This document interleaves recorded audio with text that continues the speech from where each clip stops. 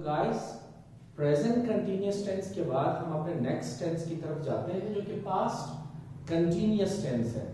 सबसे पहली बात यह है कि अगर हमें याद हो कि प्रेजेंट कंटीन्यूअस टेंस जब हम डिस्कस कर रहे थे तो हमने ये कहा कि वो टेंस यानी जिसे हम उन एक्शंस के लिए इस्तेमाल करते हैं जो बोलने के दौरान जारी हो, लेकिन पास्ट कंटीन्यूअस टेंस हम उन एक्शंस के लिए इस्तेमाल करते हैं जो बोलने के दौरान जारी थे। जैसे I was writing on the white board, मैं इस व्हाइट बोर्ड पे लिख रहा था, यानी बोलने के दौरान ये एक्शन जारी था। इसी तरह मैं सीढ़ियों से ऊपर की तरफ आ रहा था, तो लिहाजा बोलने के दौरान ये एक्शन जारी था। वो तमाम एक्शंस जो बोलने के दौरान जारी थे उन्हीं यानी एक्शंस के लिए हम पास्ट कंटीन्यूअस टेंस को इस्तेमाल करते हैं। So this tense is used for those actions which are going on at the time of speaking in past, जो बोलने के दौरान जारी थे, जैसे कि she was calling me, वो मुझे बुला रही थी या वो मुझे कॉल कर रही थी, तो इट मींस यही एक्शन बोलने के दौरान जारी था। Ali was coming here, Ali यहां आ रहा था, तो बोलने के दौरान ये एक्शन जारी था। इसी तरह पास्ट कंटीन्यूअस टेंस हम उन एक्शंस के लिए इस्तेमाल करते हैं जो बोलने के। इसी टेंस के आइडेंटिफिकेशन की तरफ अगर हम जाते हैं, आइडेंटिफिकेशन से मुराद उर्दू में पहचान, यानी इस टेंस को हम उर्दू में कैसे पहचानेंगे कि पास्ट कंटीन्यूअस टेंस है। अगर उर्दू सेंटेंसेस के आखिर में रहा था या फिर रही थी या रहे थे, अगर ऐसा कुछ आए तो आप समझे कि ये पास्ट कंटीन्यूअस टेंस है। जैसे कि वो दरवाजे पे दस्तक दे रहा था, वो क्लास की तरफ आ रहा था, हम प्रेजेंट कंटीन्यूअस टेंस को समझ रहे थे।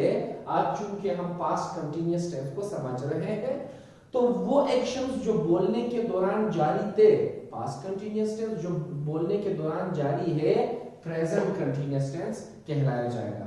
इसी तरह अगर हम हेल्पिंग वर्ब की बात करें तो हेल्पिंग वर्ब यहाँ पे हम वाज या वर का इस्तेमाल करेंगे। वाज चूंकि हम सिंगुलर सब्जेक्ट अगर आई है, अगर ही है या फिर शी है या फिर इट है या फिर कोई सिंगल नाम है, तो उसके साथ हम वाज का इस्तेमाल करेंगे। और अगर हमारे पास सब्जेक्ट प्लूरल है, प्लूरल सब्जेक्ट लाइक यू है, वी है या फिर दे है, तो इनके साथ हम वर का इस्तेमाल करेंगे। इसी तरह अगर हम इस टेंस के फॉर्मूला की तरफ चले जाते हैं तो सबसे पहला फॉर्मूला हमारे पास है पॉजिटिव फॉर्मूला, जहां पे सब्जेक्ट प्लस हेल्पिंग वर्ब यानी वाज या were plus first form of the verb with ING and plus object and then full stop. अगर हम यहाँ पे सेंटेंस बनाते हैं तो लेट्स सपोज हमारे पास सेंटेंस है सब्जेक्ट अली वाज। अब अली एक सिंगुलर सब्जेक्ट है, तो अली के साथ हम वर्ब के बजाय वाज का इस्तेमाल करेंगे। Ali was eating an Apple, Ali एक सेब खा रहा था। अगर इसी तरह हम एक और सेंटेंस बनाने की कोशिश करते हैं, she was cooking the food, वो खाना पका रही थी। इसी सेंटेंस को अगर हम नेगेटिव में चेंज करेंगे तो just after your helping verb, in helping verb के बाद आपने किस चीज का इजाफा करना है, नोट का इजाफा करना है। जैसे सेंटेंस हमारे पास है Ali was eating an Apple, Ali was not eating an Apple, Ali एक सेब नहीं खा रहा था, Ali was not eating an Apple, Ali was not eating an apple। इसी तरह second sentence she was cooking the food, she was not cooking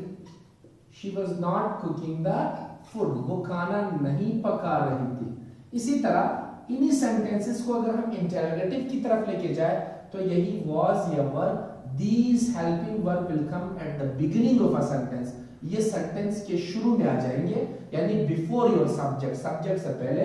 तो हेल्पिंग वर्ब वाज और वर है, then your subject, then first form of the verb, then plus and then object and then a question mark is must. यहाँ question mark लगाना जरूरी है, ठीक है। तो अगर हम इन सेंटेंसेस को चेंज करें, अली वाज ईटिंग फूड और Ali was not eating food, so was Ali eating an apple, क्या अली एक सेब खा रहा था। इसी तरह she was not cooking the food, was she cooking the food, was she cooking the food। तो इसी तरीके से ये हमारा इंटरोगेटिव सेंटेंस हुआ। So we did what? We changed a positive statement from positive formula into negative and then from negative into interrogative। इसके अलावा हमारे पास दो और टाइप ऑफ फार्मूले हैं जिसको हम फॉर्मल एंड इनफॉर्मल फार्मूला का नाम देंगे। फॉर्मल और informal formulas are the combination of negative and interrogative. Formal और इनफॉर्मल फार्मूला, फॉर्मल या फिर इनफॉर्मल जो फार्मूला है ये नेगेटिव और इंटरोगेटिव की कॉम्बिनेशन है, यानी इसमें ना भी है और क्वेश्चन मार्क भी है। लेकिन फॉर्मल चूंकि एक आदमी तरीका है, एक आदब वाला तरीका है, हम बड़ों के लिए इस्तेमाल करते हैं, जहां हम अपने इसी सब्जेक्ट के बाद क्वेश्चन मार्क इज देयर, सवाल है, इंटरोगेटिव है, क्वेश्चन हम पूछते हैं, लेकिन just after your subject we will keep not, like was Ali not eating an apple, क्या अली एक सेब नहीं खा रहा था, तो it will be our formal way. अगर हम इसी नॉट को सेंटेंस के यानी कि जस्ट सब्जेक्ट से पहले लेके आ जाए, वाज के बाद और वर के बाद सब्जेक्ट से पहले, so then it will be your informal sentence. यानी सब्जेक्ट से पहले आप नोट को लेके आए और वाज और नोट मिलके वजंट, वर और नोट मिलके वरंट कहलाया जाएगा, तो सेंटेंस आपका फॉर्मल वे में क्या होगा। अगर फॉर्मल वे में हम इस सेंटेंस को समझते हैं तो फॉर्मल में क्या होगा, was Ali not eating the food. और अगर इसी सेंटेंस को हम इनफॉर्मल में देखते हैं तो हमारे पास क्या होगा, wasn't Ali eating an apple, क्या अली एक सेब नहीं खा रहा था, क्या अली एक सेब नहीं खा रहा था। दोनों की उर्दू ट्रांसलेशन सेम है, लेकिन ये जो फॉर्मल तरीका है ये बड़ों के लिए इस्तेमाल होता है, अदब वाला तरीका है। लेकिन अगर हम इनफॉर्मल की बात करते हैं वो दोस्तों के साथ you can use with your bird, with your chums, with your friends. But if you are talking about the formal way, that is only for elders, to give them reverence, to give them respect, और इसी मौदब तरीके को या इसी यानी अदब वाले तरीके के लिए हम क्या कौन सा सेंटेंसेस इस्तेमाल करेंगे, formal. So this is all about the past continuous tense. बिल्कुल वैसे ही जैसे हम प्रेजेंट कंटीन्यूअस टेंस को डिस्कस कर चुके थे, आप पास्ट कंटीन्यूअस टेंस को भी वैसे ही डिस्कस कर सकते हैं, लेकिन दोनों में फर्क बेसिकली एक तो इस हेल्पिंग वर्ब के फॉर्म का है, वाज और वर, वहां हम इस आरएम इस्तेमाल कर रहे थे, और दूसरा जो फर्क है वो प्रेजेंट कंटीन्यूअस टेंस में हम उन सेंटेंसेस की बात करते हैं जो बोलने के दौरान जारी है, और पास्ट कंटीन्यूअस टेंस में उन सेंटेंसेस की हम बात करते हैं जो बोलने के दौरान जारी थे। आसान लफ्जों में आपको बता दूं, this is now a tissue paper, I am tearing this tissue paper, बोलने के दौरान ये एक्शन जारी है, तो प्रेजेंट कंटीन्यूअस टेंस। क्लियर? मैं बोल रहा हूं, प्रेजेंट कंटीन्यूअस टेंस।